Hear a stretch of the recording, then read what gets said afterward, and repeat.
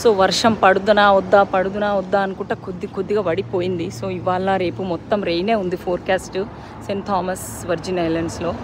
So Payless అనేది ఒక యూఎస్లో చాలా చాలా ఏమంటారు రీజనబుల్ స్టోర్ అన్నట్టు. సో అది కనిపిస్తే ఆగినాము. పక్కనే వెండీస్ కూడా ఉంటే ఆయన కాఫీ తీసుకుంటా అంటే మా ఫ్రెండ్ వాళ్ళ హస్బెండ్ ఆగినాము. సో చూస్తే ఏంటంటే ఈరోజు 28 degrees ఉంది. ఇప్పుడు ఇంకా మ్యాక్స్ ఈ రోజు అంతా ఇంతే 28 degrees. కానీ ఏంటంటే ఓన్లీ థింగ్ ప్రాబ్లం ఏంటంటే వర్షం. ఈరోజు రేపు 80% ఫ్లడ్ వాచ్ రెయిన్ ఫోర్కాస్ట్ ఉంది.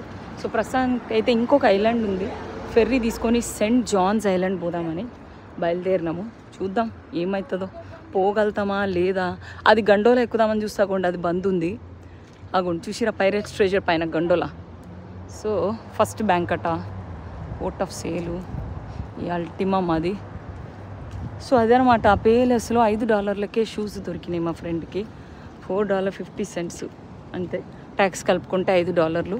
చాలా బాగున్నాయి. ఇక్కడ నుంచి ఇంకొక ఐలాండ్కి వెళ్దామని అయితే డిసైడ్ అయినాం. అక్కడ కూడా ఇంచుమించు వెదర్ ఇట్లనే ఉంది, flood watch. So Saint John's Island అది, సెయింట్ థామస్.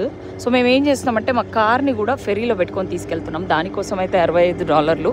అండ్ ఇక్కడ ఈ పోర్ట్కి ఒక $3 ఫీజు తీసుకున్నాడు అది. సో 12ంటికి వస్తుందంట, 11:43 అవుతుంది. We're waiting. అందులోనే మా కార్ పెట్టుకొని వెళ్ళి సెయింట్ జాన్స్ ఐలాండ్ని ఎక్స్ప్లోర్ చేసి వద్దామన్నమాట. అక్కడంట వరల్డ్స్ బెస్ట్ బీచ్ ఉందని చెప్తుంది మా ఫ్రెండ్ ఒక ఆమె, వచ్చిన ఆమె. సో అక్కడికి వెళ్తున్నాము.